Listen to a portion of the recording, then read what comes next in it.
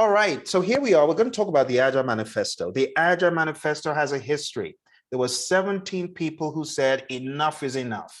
So February 2001 at the lodge at Snowbird Ski Resort, these 17 people met to talk, ski, relax, and try to find common ground, and of course to eat. And what emerged was the Agile Software Development Manifesto. Now, to be quite honest, this manifesto has gone from just being software development to all seasons, all companies.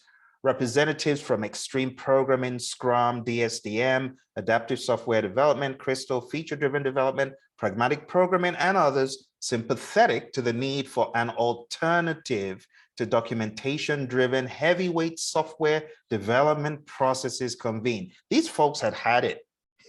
They'd had enough, and they're like, there's got to be a better mousetrap. Let's convene, let's talk about it, and let's come up with a better way of working. And my goodness, did they come up with a better way of working? Let's take a look at what they came up with. They came up with a manifesto that changes the way people think about work. It says, we are uncovering better ways of developing software by doing it and helping others do it. Through this work, we have come to value individuals and interactions over processes and tools. Now think about the first few words. Let's hone in on those because some people read this incorrectly.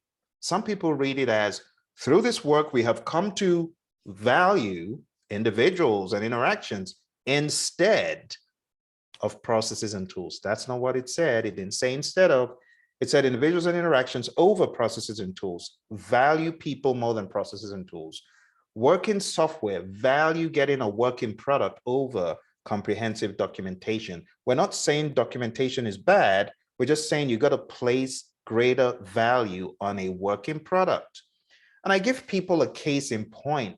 I got a back massager for Father's Day a couple of years ago, plugged it in. The thing didn't work, but I had a big old document that came with it. The document was valueless. Not until I returned it to my friends at Amazon and I got a new one, plugged it in, and then I was able to use the documentation. So what good is a product that's not working and a whole load of documents? It's better to have working product than a whole boatload of documents and your product isn't working. The last two just say collaborate with the customer over contract negotiation. It's a mindset. So you need to have a posture of working with the customer. Have you ever been a frustrated customer on the other end and thinking, work with me, just work with me? They're like, no, well, the system said this, so this is what you purchased, so we cannot. You have to go through this big old process. So frustrating. Some companies, they know how to frustrate you. They know how to make you not be a return customer. So this customer collaboration, it doesn't have to be software, it's everywhere. And the last one is responding to change over following a plan. It makes sense to respond to change, right? Because if you're trying to do the same thing over and over again and the world is moving on, it means that that person's going to go crazy because you got to respond to the changing world around you, right? As opposed to wanting to follow a plan. We're not saying a plan is bad. We're just saying that there's greater value in responding to change. I can tell you all sorts of stories about companies that didn't respond enough to change. Let's talk about Kodak. Let's talk about the Toys R Us's, RIP Toys R Us. Let's talk about TM Lewin from the United Kingdom. They almost went totally gone. In fact, they had to purchase their assets. Otherwise, there'd be no more talk of that name. And let's talk about Circuit City. Let's talk about Blockbuster. I mean, it's endless. Let's talk about the near demise of Redbox. It's coming. It's coming. Because Netflix is dominating. But Netflix went crawling on their arms and knees, begging Blockbuster, please buy us, buy us, buy us. And Blockbuster said, get out, you varmints, we're not buying you. What happened at the end of the day? The one who responded to change, Netflix, is a king of the hill. Hollywood is now on their arms and knees begging Netflix. So it just shows you the companies, the individuals, the entities that respond to change, they're much better off. Now let's go into the principles. There are 12 principles of the manifesto. Principle number one, we follow these principles. Our highest priority is to satisfy the customer through early and continuous delivery of valuable software. You know that feeling when you turn on your phone, there's an update to your favorite app. If you're a gamer and you got these cool new features, I used to play a lot of Angry Birds. I delighted at the new releases, right? That's what they're talking about. Welcome changing requirements, even late in development. Agile processes harness change for the customer's competitive advantage. So instead of grumbling, this dumb customer asking me for changes again, just be happy that you have an opportunity to help them be competitive, because they're going to harness that change for their advantage and deliver working software frequently from a couple of weeks to a couple of months with a preference to show the time scale. So this is not saying take a couple of months for an iteration. No, no, no. It said deliver. So we're not talking about iterations for doing work. Those, we want to keep them 4 weeks or less. But this is talking about delivery, because you know you don't always have to deliver at the end of every iteration. You have a working product, potentially shippable, but you don't have to release every iteration. Instead, you release in releases.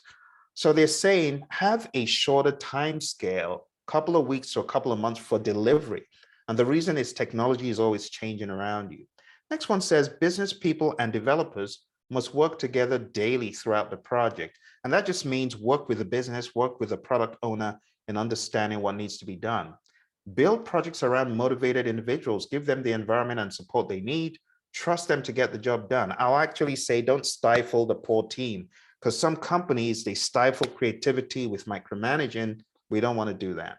Next one says the most efficient and effective method of conveying information to and within a development team is face-to-face conversation. It's a no-brainer. You've seen it time and time again. Whenever the camera is off, people are lost on some calls.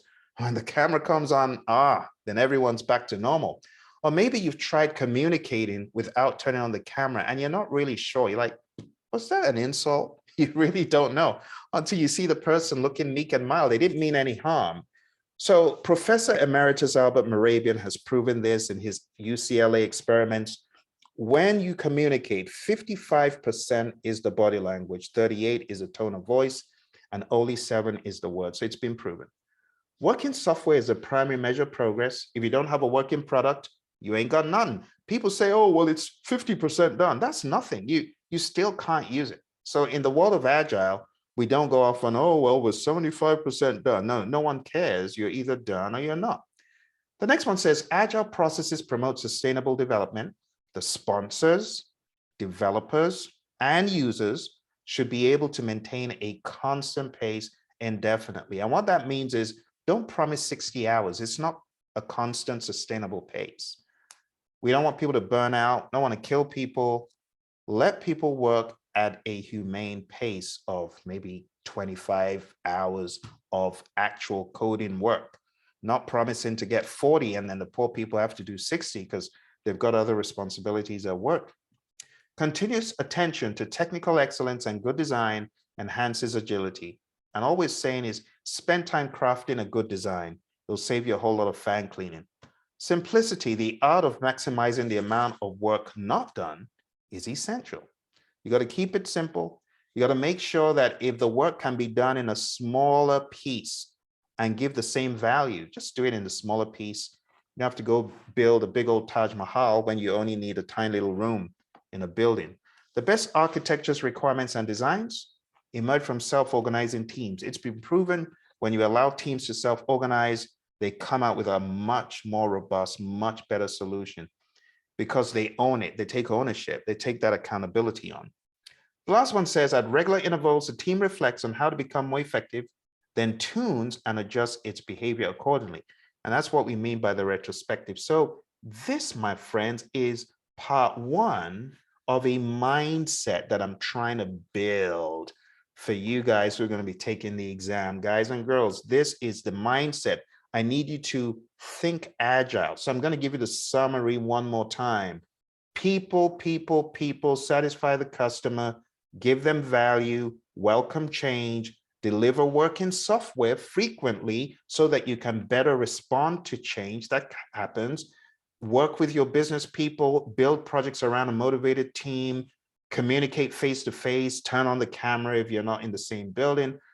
The primary measure of progress is work in software, so aspire towards that. Promote sustainable development. Don't kill your team by giving them crazy overtime. Pay attention to technical excellence. It will enhance your agility. Keep it simple. Let the team organize itself. We call it self-led, self-managed, self-organizing team, mutual accountability. And lastly, at regular intervals, have a retrospective and get better and get better. All right, and that's the Agile Manifesto.